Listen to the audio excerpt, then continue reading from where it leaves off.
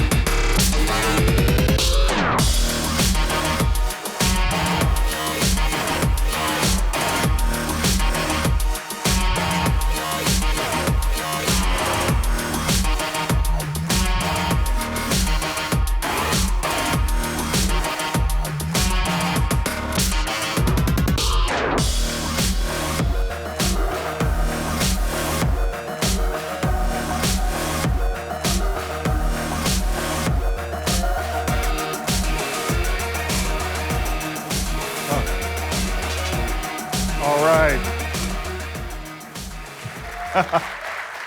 Yeah. Bringing a little bit of Milan, Italy right here to LA. This isn't just a new car. This is an entirely new benchmark, built on a completely new platform with new engines that mark a new generation of Alfa Romeos. Giulia was designed from the ground up by a select group of engineers led by two senior managers from Ferrari. This vehicle is quintessentially Italian and unmistakably Alfa Romeo. And we are going to come out of the gate swinging with the iconic four-leaf clover version of the Giulia, the Quadrifoglio. This car will do the talking, and this is what it's going to say. A Ferrari-derived 24-valve, all-aluminum bi-turbo direct injection V6, producing a staggering 505 horsepower with a curb weight around 3,600 pounds. and the driver's choice of a manual or automatic transmission with paddle shifters. Now let's just stop right here and put these numbers into context. These numbers aren't just class leading, they often surpass dedicated two-seater sports cars. And it starts with the most powerful engine in its class, generating 80 horsepower more than an M3 sedan and 75 horsepower more than an Audi R8, and putting it in a league once limited to high-performance, track-focused exotics. That is a staggering 174 horsepower per liter. That is true supercar territory, and more than any Porsche 911 offers, and up to 176 horsepower more than Mercedes with a similarly sized engine. Naturally, the most power coupled with lightweight results in an exceptional power-to-weight ratio. But all of these figures only matter if you can put the power to the ground, which the Giulia does, with a class-leading 0 to 60 time of 3.8 seconds and a top speed of 191 miles per hour. But we didn't just leverage the Ferrari engineers for straight-line performance. We also wanted to create a sedan that performed like a two-seater sports car on the track. So we took the Giulia Quadrifoglio to one of the most demanding tracks in the world, the Nürburgring, a track with 154 turns over 12.9 miles, and where the fastest a four-door sedan has ever run was 7 minutes and 52 seconds in a $180,000 Porsche Panamera Turbo S. I'm pleased to tell you that the all-new Giulia Quadrifoglio clocked in at an outrageous 7 minutes and 39 seconds, making it the fastest four-door production vehicle ever around the Nürburgring. And not just by 1/10 of a second, but by a full 13 seconds faster than the next four-door vehicle, and ahead of the likes of Lamborghini, McLaren, and the 911 GT3. Simply put, the all-new Giulia is the fastest, quickest, and most technologically advanced premium sedan in the world. But just like all the great Alfas, this vehicle will offer much more than just impressive statistics. Carbon fiber, magnesium, and aluminum are used extensively to reduce weight and deliver a near 50-50 weight distribution. Carbon fiber is used in the hood, drive shaft, roof, and front seat frames, and aluminum in the engine, suspension, doors, fenders, and brake calipers. Other advancements include torque vectoring that optimizes power distribution to the wheels, improving traction and control on all types of road surfaces. A carbon fiber active front aero splitter that dynamically balances and adjusts overall downforce of up to 220 pounds for added lateral grip in corners while retracting on straightaways to minimize air resistance. Active dampening suspension with a patented double wishbone front and Alfa Link rear. And Alfa DNA Pro that includes dynamic, natural, advanced efficiency, and race modes. And of course, Alfa Romeo has always been a great style icon, and the Giulia is no exception. It has been designed to saturate your senses, reaching into the past for inspiration, but always looking forward. On the interior, you will be treated to genuine carbon fiber accents, a Formula One inspired steering wheel, high-performance seats, hand-stitched Italian leather, and an industry-first hidden 8.8-inch widescreen infotainment system. And while I'm only showing you the cloverleaf model today, I can assure you that every single trim level of the all-new Giulia will have peerless performance, with class-leading power-to-weight ratios, 0 to 60 times that are faster than the competition, and class-leading fuel economy. In fact, the Giulia will start with an impressive 276 horsepower, delivering 0 to 60 in under 5.5 seconds.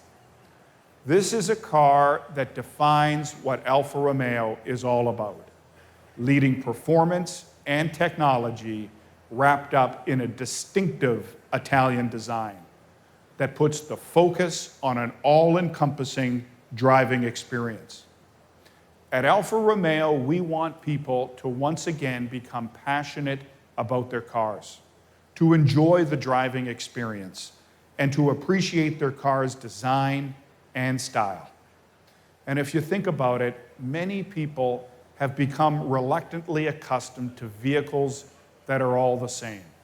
Lots of comfort, lots of gadgets, but zero emotions.